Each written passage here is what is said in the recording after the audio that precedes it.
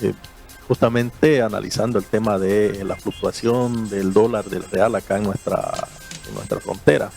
Y si nosotros podemos analizar así brevemente las causas que originan este problema actualmente, que afecta de manera directa a nosotros, todos los habitantes acá de... Sobre que estamos en una situación tremenda. Exactamente, aparte de la dificultad económica que pasamos en nuestro país, pues también eso ha llevado y sopesa en el normal desenvolvimiento o el flujo del real, por ejemplo, y del dólar acá en nuestra ciudad, en nuestro departamento. Y tengo entendido también que en todas las ciudades que son frontera en Brasil y con Perú, por ejemplo, que no. Ahorita el tema no es simplemente la alza del real en el mercado, en la libre oferta y demanda, o en el mercado negro, sino también eso sucede con el sol, por ejemplo, el sol peruano. Entonces, ese es el problema ahorita. Ahora nos preguntamos, la sociedad se pregunta, ¿por qué está ocurriendo esto acá en nuestra Claro, inclusive es más, a la gente se pregunta, ¿quién regula esto? Es otra pregunta que se hace la gente, ¿no? Debería regular la ASFI, pero también hay que ser consciente, no sé la verdad cuántas personas trabajan en la ASFI acá, pero las instituciones normalmente de nuestro estado no tienen la capacidad de poder controlar de manera eficaz. Y no sucede simplemente con la ASFI, sino que sucede con otras instituciones también, en la cual he tenido oportunidad de trabajar en su momento.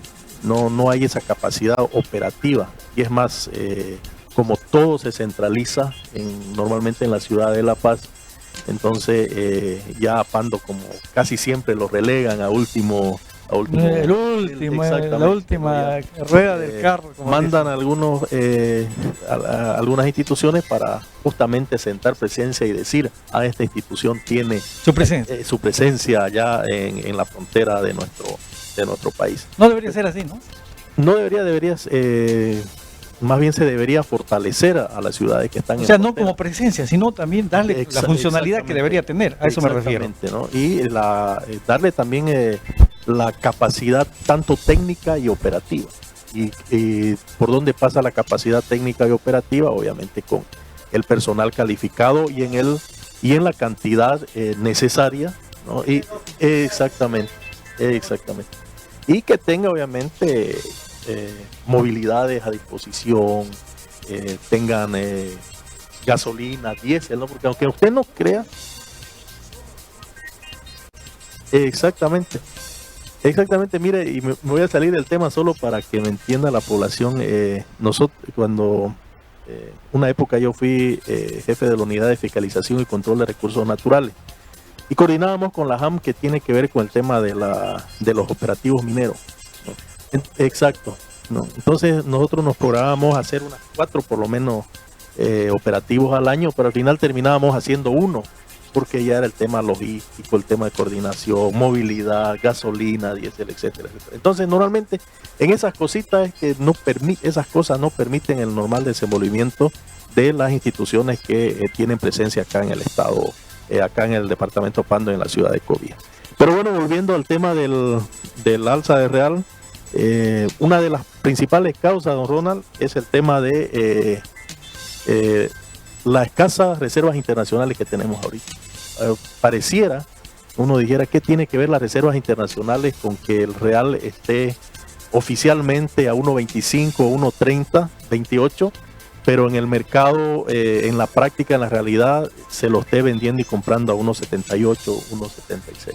Entonces, uno de los factores que nosotros hemos podido analizar y ver es que la falta de reservas internacionales, por ejemplo, es uno de los factores importantes, ¿no? Que nuestras reservas internacionales están muy bajas últimamente en los últimos años. No se tiene información exacta de ese tema. Exactamente. Y otro de los temas es que el Banco Central de Bolivia no tiene reservas en dólares para poder competir actualmente con el mercado negro. Entonces, por ejemplo, porque todo se basa en el dólar. Eso hay que entender la población. Ahorita el problema de que el real en el mercado informal esté a 1.78 y en el formalmente hablando, entre comillas está, creo que 1.21 he visto, ¿no? Porque Brasil ha ingresado también a un proceso de devaluación con el gobierno actual. Entonces, eso hace que también su moneda del Brasil vaya perdiendo, digamos, el estatus en este momento coyuntural. Anoche yo buscaba indicadores de cuáles son las monedas más fuertes, por ejemplo, en Latinoamérica. En primer lugar está el sol peruano, aunque no crean mucho, ¿no? Después está el peso colombiano y el peso uruguayo. El sol, el real brasileño y el boliviano no aparecen. ¿En qué posición estaría el real brasileño? Mire, ni salen en las estadísticas para decir. No. ¿Y nosotros? Claro, porque he buscado. Mire, me he quedado anoche hasta medianoche más o menos investigando, porque uno tiene que ver cuáles son. Tiene que nutrirse, claro. ¿No? Para no venir acá a hablar por hablar. Exacto. Ya. Y no salimos en las estadísticas. Yo dije, no, hay que ver. Porque mucho se ha hablado de la potencialidad del boliviano, o sea, la moneda. Mucho se ha hablado estos últimos años, ¿no?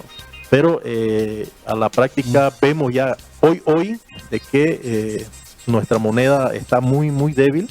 Lo mismo en real, aunque no crean, ¿no? Que estamos hablando de Brasil, de una potencia que está dentro de los G20, por ejemplo, ¿no? Una potencia mundial, sobre todo en el tema económico, de agropecuario, etcétera, ¿no? Entonces, no aparecemos, ¿no? El sol peruano, el peso colombiano y el peso uruguayo. La moneda más estable últimamente. Después he visto también, por ejemplo, Chile, igual, ¿no? Brasil, que su crecimiento está alrededor del 1.5, por ejemplo, ¿no? Que un crecimiento de un país debería ser mínimamente por año 3.5, mínimamente, para estar dentro de los niveles. Ni la mitad.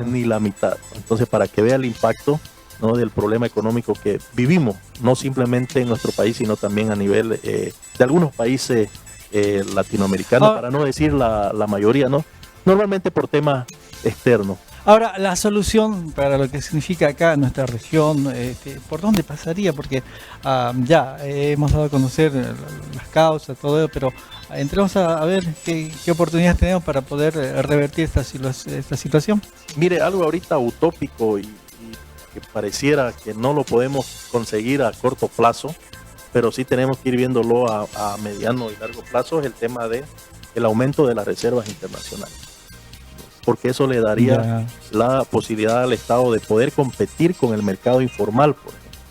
Porque una de las soluciones pasaría de que ahorita en todos los bancos cualquier persona pudiera pasar y comprar 100, 200, $1,000 de manera libre y espontánea. Y eso no sucede ahorita en los bancos, porque hay ahorita por ejemplo, una persona puede comprar $200 al mes, por ejemplo.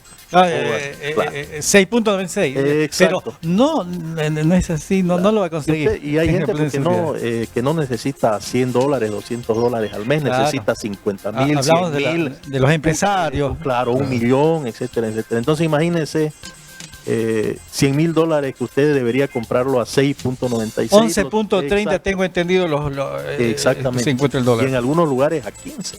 Ya he visto en algunos periódicos digitales. Obviamente hay que verificar esa información. Entonces, uno de los puntos importantes es aumentar las reservas internacionales.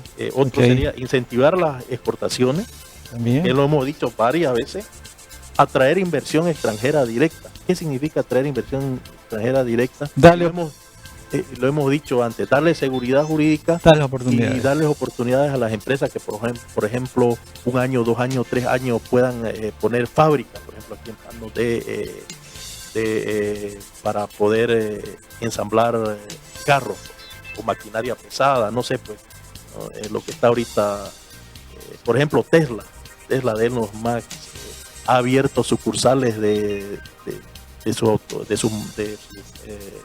automóviles a energía, ¿no? En muchos lugares, en varios lugares. Entonces, cosas así hay que traer inversión extranjera, cobrarle lo mínimo de impuestos, y obviamente esas empresas van a generar flujo de dinero. Dale facilidades, ¿no? Exactamente. Y eso es algo que no damos en nuestro país, lamentablemente. Ponemos trabas. Exactamente. Somos uno de los países más burocráticos que existe, inclusive para atraer inversión de fundaciones, de ONG, ahorita es bien complicado.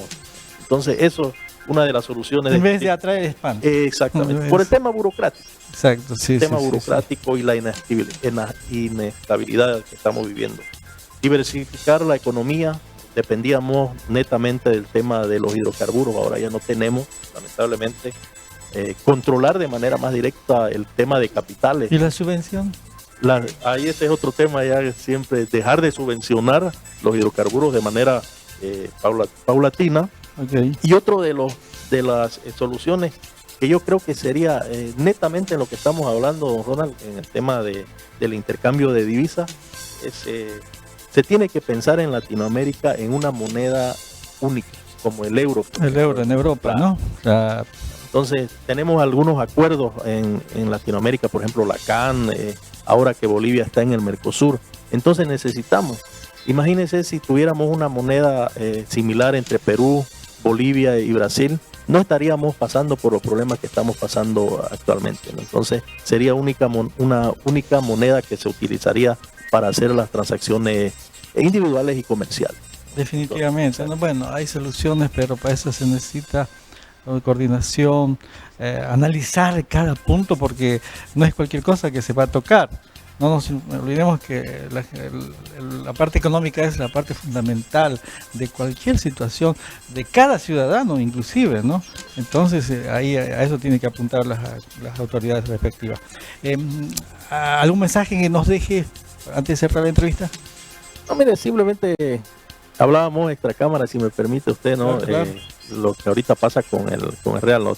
La verdad que hay bastante, también ya el real se lo maneja en el mercado informal, ¿no? Por ejemplo, y yo miraba el otro día, hay algunas casas de cambio que ya negocian con la necesidad de la población. Por ejemplo, hay casas de cambio, algunas que ya solo compran el real, ya no lo venden a la persona que necesitamos 500, 1000 reales. Solo compran, ¿no? A unos 72, no sé cuánto estará ahorita el precio de compra. Y obviamente ya ese mismo dinero lo llevan al frente, lo depositan y allá lo venden por pizza a unos 78, así, ¿no? Unos 77. Hacen su negocio. Claro, entonces ahí hasta, ¿no? Ahí hacen su negocio. Y hay otras personas también que se han comprado, hay algunas maquinitas, ¿no? Por ejemplo, si usted va al supermercado, usted pasa su tarjeta, compra algo valor de 100 real, obviamente en boliviano le va a salir, si compra con tarjeta le va a salir 125, 126 bolivianos. Claro, la ¿no? diferencia. Claro. Y entonces hay gente que va a preferir eso. Obviamente hay gente que que pasa su tarjeta, ¿no? Y le paga el precio oficial y lo vende al precio del mercado informal. Entonces imagínese, está ganando una persona así en 100 reales, unos 60, 80 reales. Digo, revuelto, ganancia pescador. Son mecanismos que uno va viendo en el día a día actualmente en este tema del intercambio de divisas entre bolivianos, reales, soles y dólares. Bueno, muy bien. Gracias, licenciado, por habernos visitado. Será hasta otro